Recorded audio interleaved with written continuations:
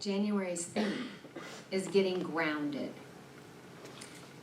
And the title is In the Beginning, God. This is by Richard Rohr. Contemplation is waiting patiently for the gaps to be filled in, and it does not insist on quick closure or easy answers. So if you can just take these words into that sacred place within your own soul and do that with me for a few minutes of contemplation.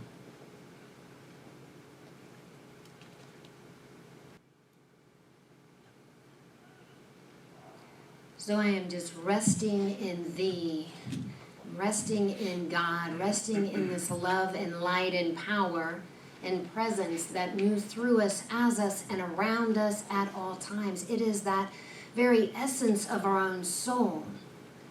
It is that divine power that is embedded within every ounce of our being, interwoven into the tapestry of our own soul. It is that power and presence of God that is divinely orchestrating this service today. And so I know that we are open to the wise words that have already been spoken with Reverend Cece and with Stephanie and with our band that plays magnificent music, and that the children are just divinely led every moment of their day. I know that we here are blessed. I know that we are anchored in the divine. And I give such thanks. Thank you, thank you, thank you, God. And together we say, and so it is. Good morning, everybody. Good morning. So, yes, please do join my family and I at 2 o'clock this afternoon for graduation. Yay! Yay! The road is not quite done. I still do have to hopefully go to Denver at the end of the month and pass oral panels. In my mind, the hardest part is done, and that was all the classwork. So what you're seeing over here is called the Shower of Stoles Project. I found it a couple of years ago and really was hoping to have a display of it at graduation, and today it is manifested, it's become reality.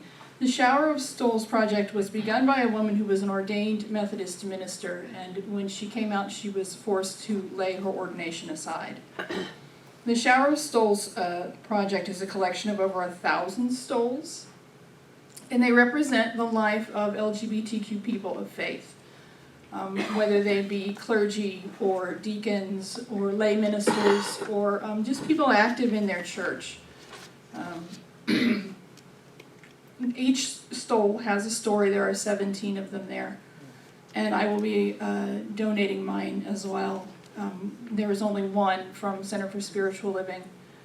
There's no practitioner stoles, and as far as I can tell, there are none actually from Dayton from any denomination. But please take some time. There's information about them, and each one has its own story. And if you feel so moved, please do make a financial donation as well. So thank you. Not very well connected to the ground, so we'll just see what happens. The Shower of Stoles is quite a beautiful thing. There are a couple of stories that are right on the stoles over there that are, and it's really quite a beautiful thing. It's also quite a sad thing that any denomination would say, if you're gay or lesbian or trans, you can't be a part of this church. I find that very sad. And of course, Centers for Spiritual Living has never been that way. We've always been absolutely accepting and celebrating everyone who comes in the door, which makes me really happy to be part of this organization and not an organization that is exclusive in any way. So even though I'm not feeling very brand new, we are in a brand new decade and a brand new year and a brand new theme, a brand new look at the ancient wisdom of the world. Usually in January, we sort of re-establish ourselves and ground ourselves in the foundational teachings, the fundamental principles of our philosophy, because while they're fundamental, they're infinite. While they're easy to put into words, they're harder to put into life, which is true of most things, right? Unfortunately, if we want it all to be easy, and it isn't. If we want our bodies to be healthier, we have to change what we eat. If we want our muscles to be stronger, we have to exercise them. If we want our spiritual awareness to grow, we have to practice. If we want to live by the principles, by the values we espouse, we gotta keep at it, right? And so the first week in January, we begin with this thing called God, for lack of a better word. I use that word because it's short, it's concise, and everybody at least knows where I'm pointing, right? The word, it may not convey precisely what I mean, but at least it gives the direction in which I'm pointing. And perhaps there is a better word for you. And if so, I invite you to find that word, the word that feels comfortable, that works best for you, because it does not matter what you call the universe, the cosmos. It doesn't matter. And our founder, Ernest Holmes, certainly extended that invitation 100 years ago. He's, find the understanding of the divine that stirs you individually. He called it a whole bunch of things. One of the things he called it was mind with a capital M. And he said, mind, the thing, spirit, causation, is beyond and yet not beyond our grasp. It sort of sounds like doublespeak. It's beyond and yet not beyond our grasp. It sounds like doublespeak, but I think it's an attempt to state something that's been experienced by the mystics of the ages. Experienced, not, it's an experience thing. It's harder to talk about. And it is that the Divine One, by whatever name you call it, is personal and immanent, yet infinite and transcendental at the same time. At the same time. It's within, and yet it's much more than what's within. It is all of it at the same time. Ernest Holmes said that he called it the thing itself. And that word thing troubles some of us. I know it did me when I first came around in 1986, because I, was sort of raised Catholic, and to refer to God as a thing really tripped all my guilt switches for the Catholic Church had helped me install. But over time I came to see it as a very good descriptor of this energy, this force, this matrix in which everything exists, this ground of being from which everything arises. Because the divine is not a supersized person, is it? If it were, it would have all of the weird foibles and neuroses that the rest of us have, and that wouldn't quite cut it. It just wouldn't quite cut it. But neither is it just cold energy. It is both and. It is something indescribable, something infinite and transcendent, yet intimate and personal, dwelling within our own hearts. It's an it and a who, a thing and a personality, if you will, a thing and a presence, all at the same time. Beyond our grasp, but not beyond our grasp at all. And maybe that's the central characteristic that I've realized over time about the divine. It is ultimately and infinitely paradoxical. It is a paradox. Because it's paradoxical, it's hard to talk about. And I think for many of us, it's hard to grasp because it's so paradoxical. And so we humans have sort of truncated it and almost cartoonized it into, the guy with the long hair and beard on the roof of or ceiling of the Sistine Chapel, or the blue-skinned charioteer in the Bhagavad Gita, or the hairy thrower of Norse thunderbolts we call Odin, or whatever other form it comes up in. Or it's been thought of as an unidentifiable, unimaginable, undefinable, indescribable something. Something. This thing is really having trouble. An energy, a field that existed before everything else, like the Ein Sof of the Kabbalistic literature. Pure, undifferentiated consciousness. Consciousness itself.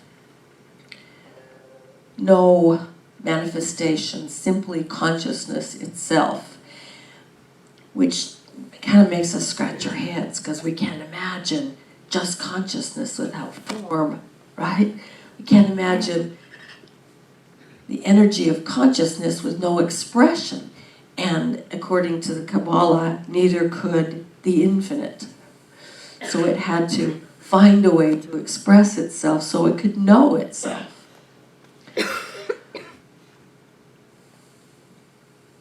The one thing about it, however, is that it was in the beginning, before anything else, it was before the planets, before the solar systems, before molecules, before asteroids, before plants and animals.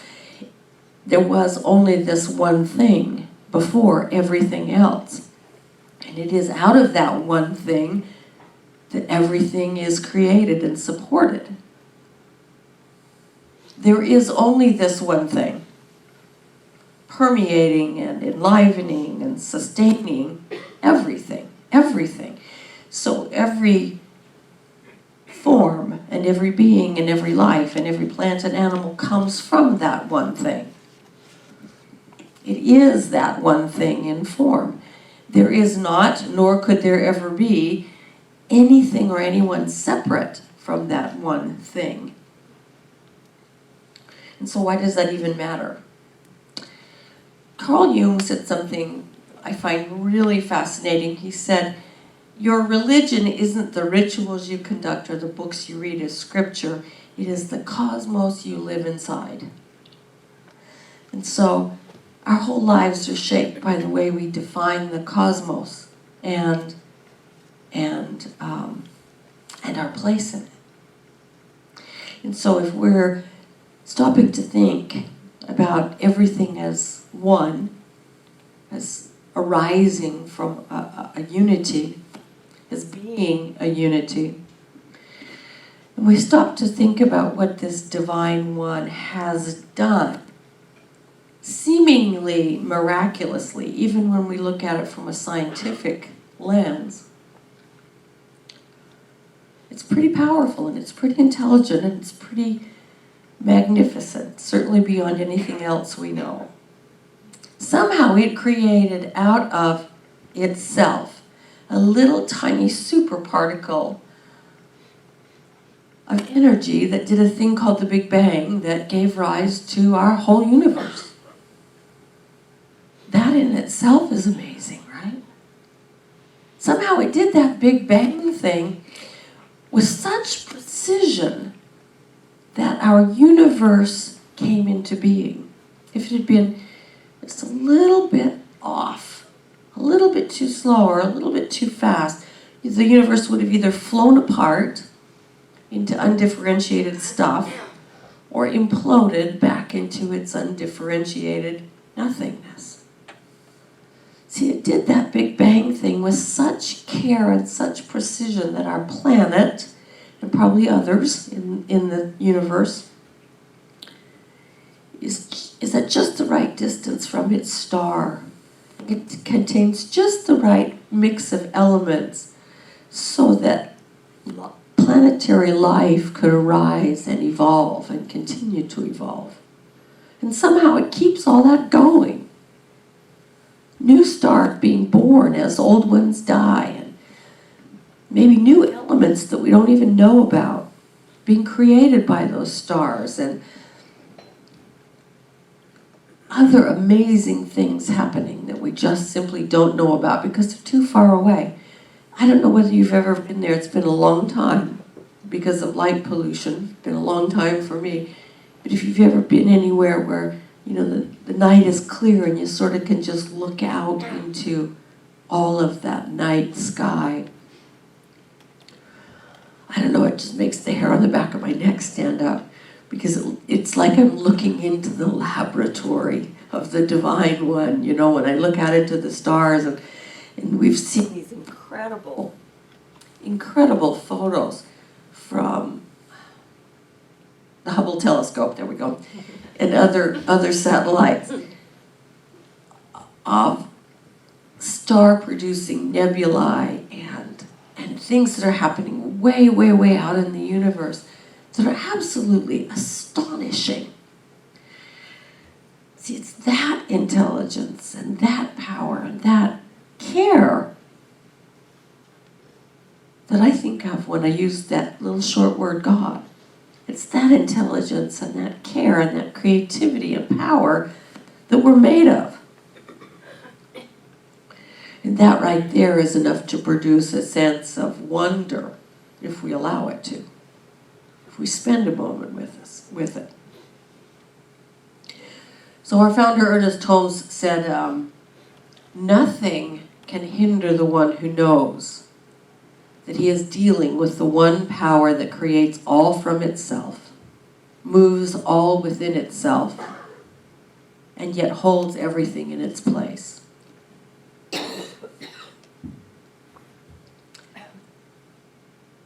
That's the sense of awe, I think, that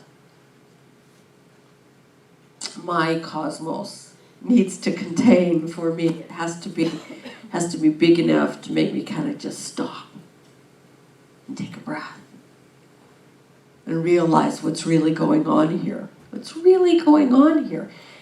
And from there, I've got a toehold. You know, I've got a toehold to balance on so I can take the next step. I've got a place to look from.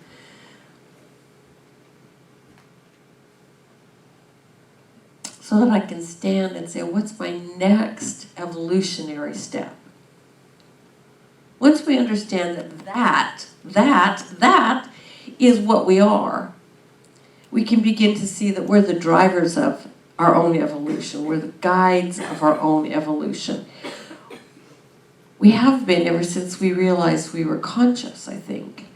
Because somehow we evolved this consciousness to know that we are, and that the world is, and that the divine is, and we guide that evolution through our spiritual expansion, through our mystical knowing, through our further understanding and use of the power that consciousness gives us. And so it's up to us to allow this idea that the Divine One is all that there is, and we're one with it. It's up to us to let that idea really take root in our consciousness and nurture it, so that what arises from it is a loving cosmos of which we are part and parcel, necessary, vital parts of. And it's up to us to train our eyes to see each other as one with that, as one with the thing itself. And as we begin to see it, we begin to live it. We treat ourselves with the respect and care we would give that Divine One itself. We treat others with the respect and care that we would give the Divine One itself. We see our planet as the body of the Divine One itself, and give it the respect and care, and its life the respect and care that it deserves. And I think that what the mystics say, all the mystics pretty much, is that we do this in stillness. We do it in silence. We do it in meditation. This is where we first become aware of that cosmos that we're part of. In our reading today, it's by a Catholic priest, Richard Rohr, who is a giant in the field of contemplation, which is what we call meditation. You know, we take the whole idea of this Divine One into the silence and stillness of our own being, and let the gaps be filled in slowly and sweetly. We don't rush it. And we don't do it once and think we're done. It's just that now I've got all the wisdom I need. We do it we make it part of our everyday lives.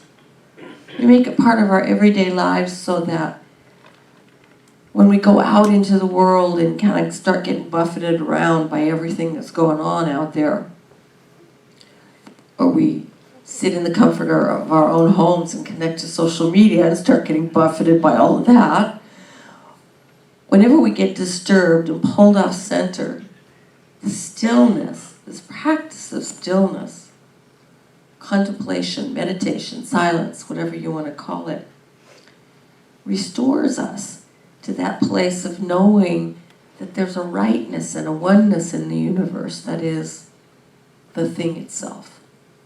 That's what God is, right? So my invitation to you this month is, as we walk through these 4 Sundays of the very basic points of our philosophy, we also start together to do the practices that bring those more fully into our minds. And for this one, it is simply stillness, 5 or 10 minutes. If you don't already have the practice as part of your life, start with 5 or 10 minutes. We often think we don't have time for that, right? I don't have 5 or 10 minutes. I'm far too busy. Just turn that around a little and consider that maybe you don't have time not to do it. Maybe you don't have time not to spend that 5 or 10 minutes. Is there any one of us who can't dedicate 5 or 10 minutes a day to understanding ourselves, to understanding life, to becoming aware of our inner evolution? To say nothing of the fact that it's good for your mental and physical health as well, right? This practice of being still and open and allowing the divine to reveal itself within us becomes then the foundation of that cosmos, that friendly cosmos that then shapes our entire lives. So my invitation to you this month is to get to know that universe that lies within yourself already. To sit in that stillness and invite that deeper connection with the thing itself.